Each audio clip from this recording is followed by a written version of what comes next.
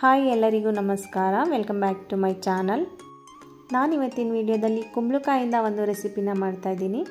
ಸಾಮಾನ್ಯವಾಗಿ ಕುಂಬಳಕಾಯಿನಿಂದ ಪಲ್ಯ ಮತ್ತು ಸಾಂಬಾರನ್ನ ಜಾಸ್ತಿ ಮಾಡ್ತೀವಿ, ಆದರೆ ಈ ರೀತಿ ಒಂದು ಸಲ ಕುಂಬಳಕಾಯಿ ಪರಾಟನ ಮಾಡಿ ತುಂಬಾ ಟೇಸ್ಟಿಯಾಗಿರುತ್ತೆ. ಹಾಗಿದ್ರೆ ಬನ್ನಿ ಕುಂಬಳಕಾಯಿ ಪರಾಟನ ಹೇಗೆ ಮಾಡೋದು ನೋಡೋಣ. ನಾನಿಲ್ಲಿ ಪರಾಟಗೋಸ್ಕರ ಅರ್ಧ ಕೆಜಿಯಷ್ಟು ಕುಂಬಳಕಾಯಿನ ಸಿಪ್ಪೆ ತೆಗೆದು ಕ್ಲೀನ್ ಮಾಡಿ ಇಟ್ಕೊಂಡಿದ್ದೀನಿ. ಇದನ್ನು ಸಣ್ಣದಾಗಿ ಕಟ್ ಮಾಡ್ಕೋತಾ ಇದ್ದೀನಿ. ಈ ರೀತಿ ಕಟ್ ಮಾಡ್ಕೊಂಡಾದ ನಂತರ ಇದನ್ನು ಒಂದು ಪಾತ್ರೆಯಲ್ಲಿ ಹಾಕಿ ಬೇಯಿಸ್ಕೋಬೇಕು. ನೀರು ಸ್ವಲ್ಪನೇ ಹಾಕೋಬೇಕು, ಯಾಕೆಂದರೆ ಕುಂಬಳಕಾಯಿ ಬೆಂದಿದ್ದು ನೀರು ವೇಸ್ಟ್ ಆಗಿಬಿಡುತ್ತೆ. ಕುಂಬಳಕಾಯಿ ಮುಳುಗೋಷ್ಟು ನೀರನ್ನು ಹಾಕ್ಕೊಂಡು ಬೇಯಿಸ್ಕೋಬೇಕು. ಒಂದು 10 ನಿಮಿಷ ಬೇಯಿಸ್ಕೊಂಡಿದ್ದಾಗಿದೆ. ಇವಾಗ ಕುಂಬಳಕಾಯಿ ಬೆಂದಿದೆಯಾ ಅಂತ ಒಂದು ಸಲ ಚೆಕ್ ಮಾಡ್ಕೋಬೇಕು. ಕುಂಬಳಕಾಯಿನ ಸ್ಪೂನ್ನ ಸಹಾಯದಿಂದ ಪ್ರೆಸ್ ಮಾಡಿ ನೋಡಿ, ಈ ರೀತಿ ಸ್ಮ್ಯಾಶ್ ಆಗಬೇಕು. ಅಷ್ಟು ಬೆಂದಿದ್ರೆ ಸಾಕಾಗುತ್ತೆ. ಕುಂಬಳಕಾಯಿ ಏನಾದರೂ ಚೆನ್ನಾಗಿ ಬೇಯಿಸ್ಕೊಂಡಿಲ್ಲ ಅಂದರೆ ಸ್ಮ್ಯಾಶ್ ಮಾಡೋವಾಗ ಗಂಟುಗಳು ಉಳ್ಕೊಳ್ಳುತ್ತೆ. ಆದ್ದರಿಂದ ಕುಂಬಳಕಾಯಿನ ಚೆನ್ನಾಗಿ ಬೇಯಿಸ್ಕೋಬೇಕು. ಮತ್ತು ಕುಂಬಳಕಾಯಿ ಬೆಂದಿರೋ ನೀರನ್ನ ಒಂದು ಗ್ಲಾಸ್ನಲ್ಲಿ ಹಾಕಿ ಇಟ್ಕೊಂಡು ಕುಂಬಳಕಾಯಿನ ಸ್ಮ್ಯಾಶ್ ಮಾಡ್ಕೋತಾ ಇದ್ದೀನಿ.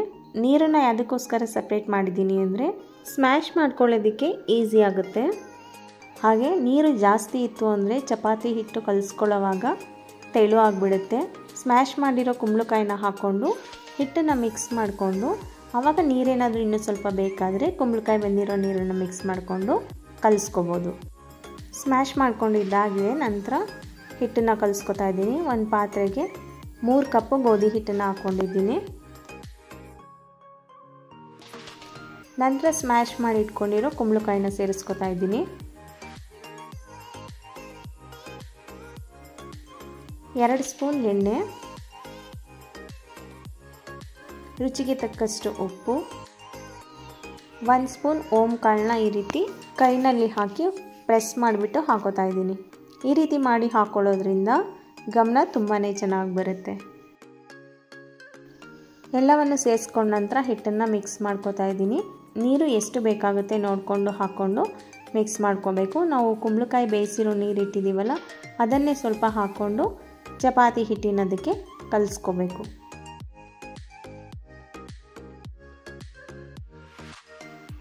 ಹಿಟ್ಟು ರೆಡಿಯಾಗಿದೆ. ನಂತರ ಪರಾಟನ ರೆಡಿ ಮಾಡ್ಕೋಬೇಕು. ಸಣ್ಣದಾಗಿ ಒಂದು ಉಂಡೆನ ಮಾಡಿಕೊಂಡು ಗೋಧಿ ಹಿಟ್ಟನ್ನ ಸ್ಪ್ರೆಡ್ ಮಾಡಿಕೊಂಡು ಲಟ್ಟಿಸ್ಕೋಬೇಕು. ಮೊದಲು ಸ್ವಲ್ಪ ಚಿಕ್ಕದಾಗಿ ಲಟ್ಟಿಸ್ಕೊಂಡು ಅದಕ್ಕೆ ಎಣ್ಣೆ ಹಚ್ಕೋತಾ ಇದ್ದೀನಿ. ಈ ರೀತಿ ಎಣ್ಣೆನ ಹಚ್ಕೊಂಡು ರೋಲ್ ಮಾಡಿ ಲಟ್ಟಿಸ್ಕೊಳ್ಳೋದ್ರಿಂದ ಲೇಯರ್ಸು ತುಂಬಾ ಚೆನ್ನಾಗಿ ಬರುತ್ತೆ. ಆಯಿಲ್ ಸ್ಪ್ರೆಡ್ ಆದ ನಂತರ ರೋಲ್ ಮಾಡ್ಕೋಬೇಕು. ಈ ರೀತಿ ರೋಲ್ ಮಾಡಿಕೊಂಡು ಮತ್ತೆ ಅದನ್ನು ಸರ್ಕಲ್ ಶೇಪ್ನಲ್ಲಿ ರೋಲ್ ಮಾಡ್ಕೊಂಡಿದ್ದೀನಿ. ಇದಕ್ಕೆ ಸ್ವಲ್ಪ ಮತ್ತೆ ಗೋಧಿ ಹಿಟ್ಟನ್ನ ಹಚ್ಕೊಂಡು ಸರ್ಕಲ್ ಶೇಪ್ನಲ್ಲಿ ಲಟ್ಟಿಸ್ಕೊತಾ ಇದ್ದೀನಿ.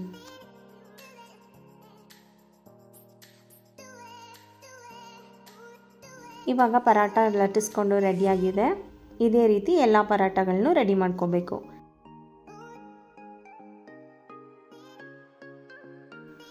ತವಾನ ಬಿಸಿ ಮಾಡೋಕ್ಕೆ ಇಟ್ಕೊಂಡಿದ್ದೆ. ತವ ಬಿಸಿಯಾಗಿದೆ. ನಂತರ ಲಟ್ಟಿಸ್ಕೊಂಡಿರೋ ಪರಾಟನ ತವ ಮೇಲೆ ಹಾಕಿ ಬಿಸಿಯಾದ ನಂತರ ಎಣ್ಣೆನ ಹಾಕಿ 2 ಸೈಡು ಬೇಯಿಸ್ಕೊಂಡ್ರೆ ಕುಂಬಳಕಾಯಿ ಪರಾಟಗಳು ರೆಡಿಯಾಗುತ್ತೆ. ಯಾರಿಗೆಲ್ಲ ಕುಂಬಳಕಾಯಿ ಪರಾಟ ಇಷ್ಟ ಆಗಿದೆ ಪ್ಲೀಸ್ ಒಂದು ಲೈಕ್ ಕೊಡಿ. ಹಾಗೆ ನಿಮ್ಮ ಫ್ಯಾಮಿಲಿ ಫ್ರೆಂಡ್ಸಿಗೆಲ್ಲ ಶೇರ್ ಮಾಡಿ. ಮತ್ತು ನೀವಿನ್ನೂ ನನ್ನ ಚಾನಲ್ಗೆ ಸಬ್ಸ್ಕ್ರೈಬ್ ಆಗಿಲ್ಲ ಅಂದರೆ ದಯವಿಟ್ಟು ಸಬ್ಸ್ಕ್ರೈಬ್ ಮಾಡ್ಕೊಳ್ಳಿ. Thank you.